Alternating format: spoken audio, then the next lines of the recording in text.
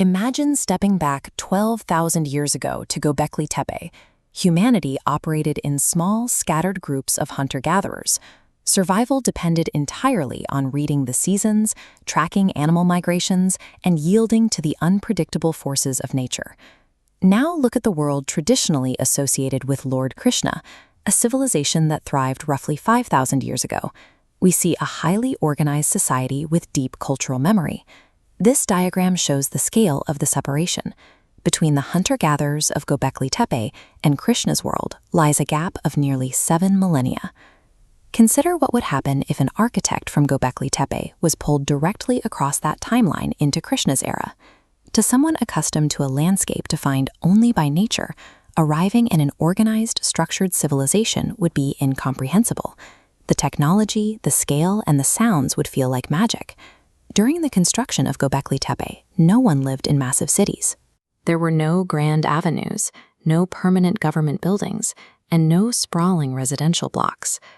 Place our time-traveling builder in the legendary city of Dwarka, they would suddenly be confronted with harbors, ships, bustling markets, and precisely planned streets. This chart shows estimated human population density over time. Notice the scattered handful of dots around 9600 BCE.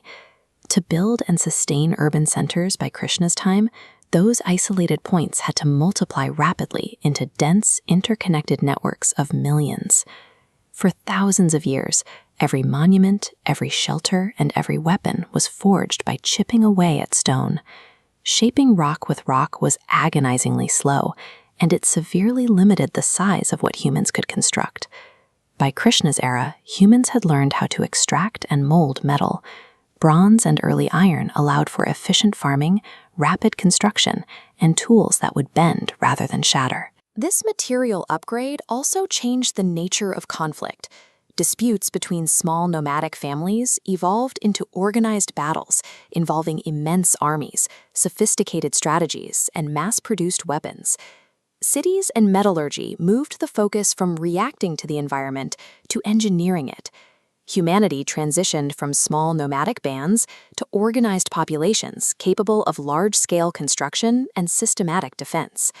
In 9600 BCE, you consumed what was immediately around you. Resources rarely moved beyond the walking distance of a single tribe. Thousands of years later, goods traveled across continents.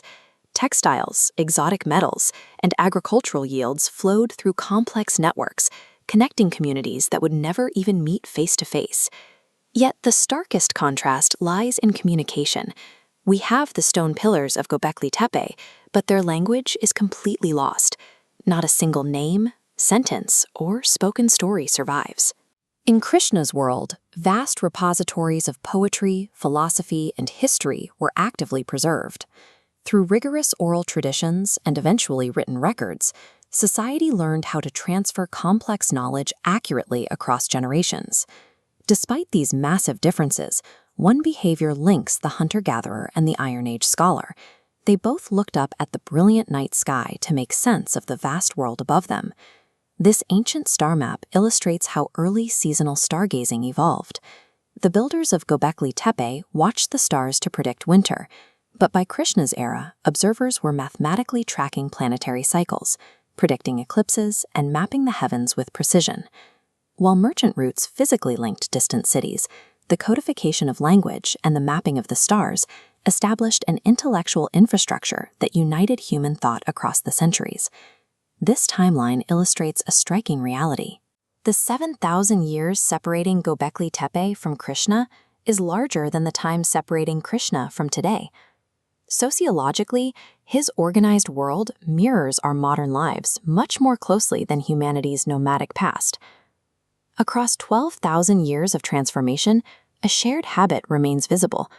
From the first stone carvings to the advanced mathematics of the Iron Age, humans consistently attempted to track time and document their surroundings. The effort required to align the massive pillars of Gobekli Tepe matches the focus needed to record the astronomical cycles of the Iron Age. Both eras show a persistent drive to extract order from the universe.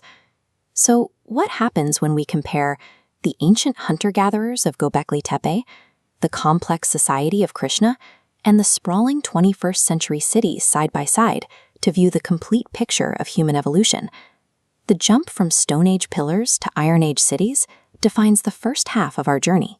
Join us in our final episode as we compare these ancient origins to our modern world and view the full 12,000-year trajectory of our species. Please like, share, and subscribe to NAS100 Veda, and hit the bell icon so you never miss an exploration into our past.